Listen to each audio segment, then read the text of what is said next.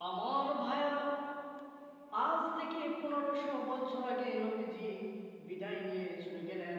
নবীজি বিদায় হজের ভাষণে বললেন, ও আমার উম্মতেরা শোনো, ও আমার সাহাবায়ে কেরাম শোনো, আমি বেশি দিন হয়তো দুনিয়াতে আর থাকবো না।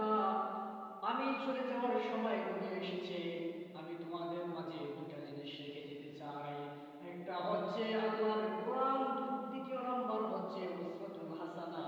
আমি নবীর আদর্শ, আমি নবীর হাদিস।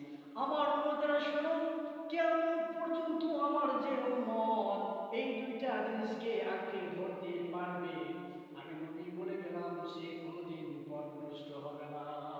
সুবহানাল্লাহ। এই কোরআনের কাছে আসার কারণে আল্লাহ তাআলা জীবন থেকে মানুষকে হিরো বানিয়ে দিয়েছেন। এমন নজির আছে না নাই?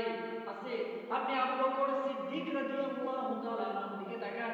এই কোরআনের পরশে আসার কারণে আবু বকর সিদ্দিককে আল্লাহ তাআলা জীবন থেকে হিরো বানিয়ে দিয়েছেন।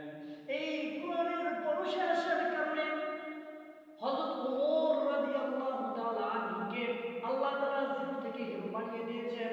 ওমর আল্লাহকে বিশ্বাস করতেন না, নবীকে বিশ্বাস করতেন না, কোরআন বিশ্বাস করতেন না, হাদিস বিশ্বাস করতেন না। কিন্তু এই কোরআনের ছোঁয়ায় আসার কারণে আল্লাহ তাআলা ওমরকে এত পাওয়ার দিয়েছিলেন, এত সম্মানিত করেছিলেন। ওমর রাদিয়াল্লাহু তাআলা আনহু যদি কোনো রাস্তা দিয়ে হেঁটে যেতেন, ওই রাস্তা দিয়ে 40 দিন পর্যন্ত কোনো শয়তান চলাচল করতো না। সুবহানাল্লাহ।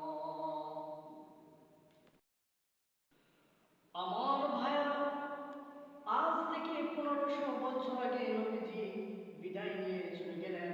নবীজি বিদায় হজের ভাষণে বললেন, ও আমার উম্মতেরা শোনো, ও আমার সাহাবায়ে কেরাম শোনো, আমি বেশি দিন হয়তো দুনিয়াতে আর থাকবো না। আমি চলে যাওয়ার সময় ঘনিয়ে এসেছে। আমি তোমাদের মাঝে দুটা জিনিস রেখে যেতে চাই।